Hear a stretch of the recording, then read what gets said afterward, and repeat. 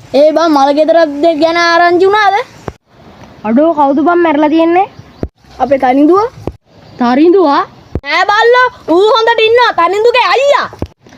යකෝ අවුරුදු 35ක් ඇති පොඩි උන් දෙන්නගේ තාත්තා කෙනෙක් නේද? ඌ හොඳට ඉන්නවා යකෝ. තනිඳුගේ අයියාගේ නෝනා. ඈ කිරිබොන වයස ළමයෙකුත් ඉන්න අම්මා කෙනෙක් නේද?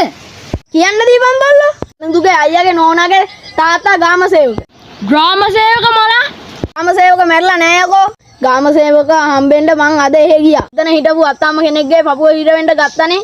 අඩෝ පව්බන් ජේෂ්ඨ ජීවිත. ඒ පාර මට කියලා වතුර එකක් ගෙන්න ගත්තා. ඒ අත්තම්මා තමා වතුර එක බොන ගමන් මගෙන් ඇහුවේ මල ගෙදර ගැන ආරංචියක් තියනවාද කියලා. ඈ ආච්චි මලේ නැද්ද? පිස්සුද බං ඒ මිනිස්සයා හොඳට ඉන්නවා. එහෙනම් කවුද යකෝ මැරලා ඉන්නේ? මම දන්නේ කොහමද? මම ඇහුවේ උඹ දන්නවද කියලා. මම දන්නේ නැහැ. ඉතින් මම දන්නෙත් නෑ.